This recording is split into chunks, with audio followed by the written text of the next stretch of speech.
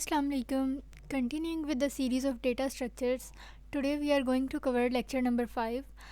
So let's start the chapter.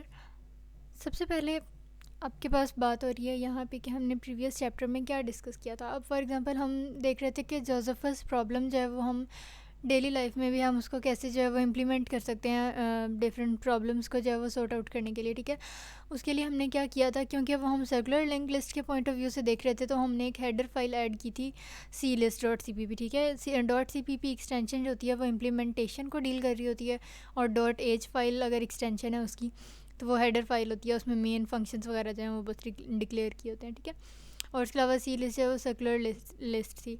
ये सारी Josephus problem की कोडिंग है जो हम प्रीवियस चैप्टर में जो है वो देख चुके हैं. अब यहाँ पे क्या बात हो रही है, अब फॉर एग्जांपल यहाँ पे हम मेन पे आते हैं, benefits of using circular list. अब यहाँ पे हमने जो प्रीवियस चैप्टर में सर्कुलर लिंक लिस्ट जो है वो बनाई थी, क्रिएट की थी, उसका क्या बेनिफिट है. उसका ये बेनिफिट है कि फॉर एग्जांपल अब अगर सिंगली लिंक लिस्ट थी तो उसमें जो लास्ट नोड हमारे पास होता था, आखिरी नोड, उसका जो नेक्स्ट पॉइंटर होता था, नेक्स्ट फील्ड उसका होता था, वो नल की तरफ पॉइंट आउट कर रहा होता था. तो अगर हम उसको एक्सेस करने लग जाएँ तो हमारे कोड में एरर आने लग जाता था. ठीक है, और इसी तरह जो आपके पास डबली लिंक लिस्ट थी उसमें क्या होता था कि आपके पास दो नल पॉइंटर्स आ जाते थे, तो उसको कोप अप करने के लिए, उसको डील करने के लिए हमने सर्कुलर लिंक लिस्ट जो है वो यहाँ पे क्रिएट की थी. ठीक है, अब वो यहाँ पे ये बात कर रहा है कि हमने क्लास इंक्लूड की है सी लिस्ट. ठीक है, क्लास जो हम सर्कुलर लिस्ट जो हम पहले से क्रिएट कर चुके थे और उसकी जितनी भी इम्प्लीमेंटेशन थी वो हमने हेडर फाइल के तौर पर जो है वो इंक्लूड कर दी थी. अब यहाँ पे हमने जोसेफस प्रॉब्लम जो है वो हमने लिंक लिस्ट, मतलब हमने उसमें नोड्स और वो पॉइंटर्स वगैरह सारे डील किए थे. तो हमने अभी तक जोसेफस प्रॉब्लम को सर्कुलर लिंक लिस्ट के पॉइंट ऑफ व्यू से जो है वो हमने सॉल्व करके देखा था. तो वो कह रहे हैं कि अगर फॉर सपोज़ हम उस सर्कुलर लिंक लिस्ट की बजाय हम कहते हैं कि हमने जोसेफस प्रॉब्लम को एरे की मदद से सॉल्व करना है, तो क्या इससे फ़र्क पड़ेगा. तो देखें, इससे फ़र्क कोई नहीं पड़ेगा. हमने सिंपल जो है वो ऐड रिमूव इस तरह के मेथड यूज़ करने हैं, तो वो एरे में भी हो जाते हैं और वो सर्कुलर लिंक लिस्ट में हो जाते हैं. तो ये वाला कॉन्सेप्ट जो है वो आपको एब्स्ट्रैक्ट डेटा टाइप की तरफ लेके जाएगा.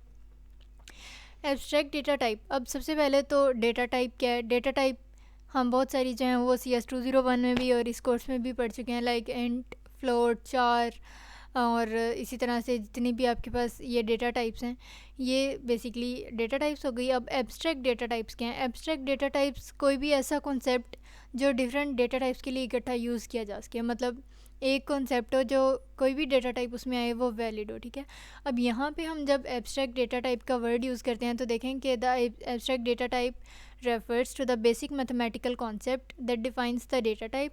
अब यहाँ पे जिस हम डेटा टाइप की बात कर रहे हैं वो लाजमी नहीं है कि हम इंट, फ्लोट, चार को ही डील कर रहे हैं. यहाँ पे देखें, हमने जब से हमने ये कोर्स स्टार्ट किया, पहले हमने कहा कि सिंगली लिंक लिस्ट, पहले हमने कहा एरेज हैं, फिर हमने कहा कि नहीं, सिंगली लिंक लिस्ट जो है काफ़ी लिहाज से बेहतर है, फिर उसके बाद डबली लिंक लिस्ट की तरफ आ गए, फिर सर्कुलर लिंक लिस्ट. तो अब क्या हुआ कि जब हमने अपने कोड में यहाँ पे ऊपर C list dot C P P include की थी ना, उसके बाद अब मेन में तो आके हमने जो है वो लाइक फंक्शंस वगैरह कॉल करने हैं, जैसे स्टार्ट, नेक्स्ट, ऐड, रिमूव, इस तरह से. तो अब ये C list dot C P P या list dot C P P में हमने एरे से की मदद से लिस्ट बनाई है, हमने लिंक लिस्ट जो है वो सिंगली लिंक लिस्ट क्रिएट की है, डबली लिंक लिस्ट है, सर्कुलर है, इससे कोई फ़र्क नहीं पड़ता इसकी यूजेज में. तो यहाँ पे ये जो एब्स्ट्रैक्ट डेटा टाइप है ये असल में हमारी इम्प्लीमेंटेशन और हमारे इंटरफेस का जो है वो एक डिफरेंस आ गया कि जो यूज़र है प्रोग्राम का, जो प्रोग्राम को यूज़ कर रहा है, उसके लिए ये जानना लाजमी नहीं है कि आपने कौन सी एब्स्ट्रैक्ट डेटा टाइप यूज़ की है, कि जो आपने हेडर फाइल लाइक इंक्लूड किया अपने प्रोग्राम में पहले से, उसमें एरे यूज़ किया गया था, उसमें लिंक लिस्ट थी, डबली लिंक लिस्ट थी, या क्या था. इम्प्लीमेंटेशन का पार्ट है वो, इससे फ़र्क नहीं पड़ता कि ऐड, गेट, नेक्स्ट, स्टार्ट. क्यों? क्योंकि ये देखें सेम मेथड्स हैं, add, get, next, start, remove, ये तो हम एरे में भी यूज़ कर रहे थे, सब में कर रहे थे. तो जो यूज़र है उसके लिए ये आसानी हो गई एक तरह से कि उसे नहीं फ़र्क पड़ रहा कि आपने इम्प्लीमेंटेशन में क्या इम्प्लीमेंट किया था. ठीक है, एक तो ये यूज़र की साइड पे बेनिफिट हो गया, और दूसरा अगर प्रोग्रामर जो है वो ख़ुद अपना यहाँ पे बेनिफिट ढूंढे तो वो ये है कि अगर किसी टाइम पे, किसी पॉइंट ऑफ टाइम पे उसे अपने प्रोग्राम में, अपनी इम्प्लीमेंटेशन फ़ाइल में, dot C P P file में कोई चेंज करना पड़ जाता है, तो उसे सब यूज़र्स को इन्फॉर्म करने की या अपडेट करने की ज़रूरत नहीं है कि मैंने अपने मेन कोड में ये चेंज कर लिया। क्यों? क्योंकि अब उन्होंने तब भी हेडर फाइल इंक्लूड की थी .cpp एक्सटेंशन के साथ, और अब भी वो वही हेडर फाइल इंक्लूड करेंगे। सिर्फ जो इम्प्लीमेंटेशन में चेंज करना था वो प्रोग्रामर किसी भी वक्त कर सकता है।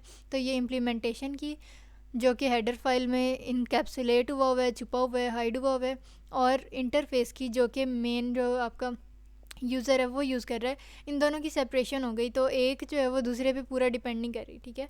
लेकिन यहाँ पे एक चीज़ जो है वो नोट आपने करनी है कि इम्प्लीमेंटेशन का फ़र्क नहीं पड़ता, लेकिन सिर्फ आपने यहाँ पे देखना है कि on the other hand we have to be very careful that these factories और methods should not take too much time.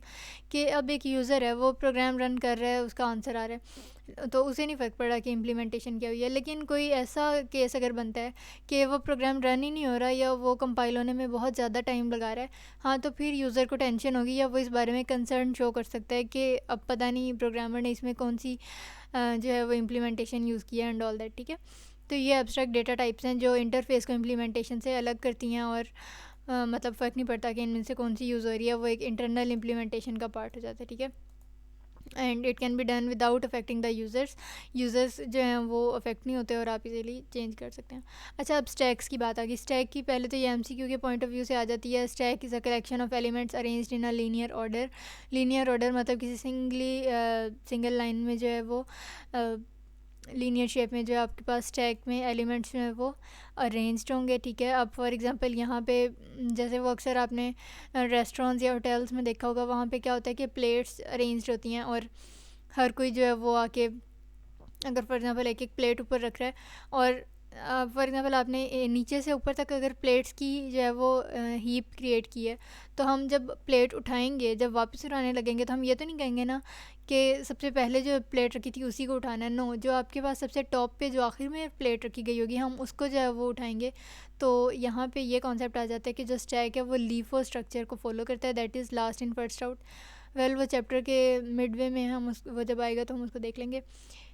अच्छा जी, यहाँ पे अब देखें कि इंटरफेस मेथड जो है स्टैक्स का, वो मेन मेथड्स कौन कौन से यूज़ करता है सबसे, और ये आपने प्रोग्राम में बार बार यूज़ भी करने हैं, तो इनको एक बार देख लें। और ये ऑब्जेक्टिव में भी आ जाता है ये टेबल, इसमें से कोई एक तो। अच्छा, पुश एक्स यहाँ पे क्या है कि insert x at the top element of stack. अब जहाँ पे भी आपने पुश मेथड यूज़ करना है स्टैक में, वहाँ पुश का क्या मतलब होगा कि आपने स्टैक के ऊपर जो है वो टॉप पे एक एलिमेंट इंसर्ट करना है, ऐड करना है, ठीक है। इसी तरह पॉप का मतलब है कि आपने टॉप से एक मेथड जो है वो रिमूव करना है, ठीक है। उसके अलावा टॉप जो है उसमें क्या करना है कि आपने एलिमेंट जो सबसे टॉप पे है, जो टॉप पॉइंटर जिसको इंडिकेट कर रहा है, वो रिटर्न तो आपने करना है, मतलब वो शो करवा देना है कि किसकी तरफ पॉइंट हुआ है, लेकिन उसको रिमूव नहीं करना without removing it from the stack, ठीक है। पुश में आपने इंसर्ट करना है, ऐड करना है एलिमेंट को टॉप पे। पॉप में आपने टॉप से एलिमेंट को रिमूव कर देना है, और टॉप में आपने सिर्फ टॉप से एलिमेंट बता देना है कि ये वाला रखा हुआ है, उसको रिमूव करने की ज़रूरत नहीं है, ठीक है।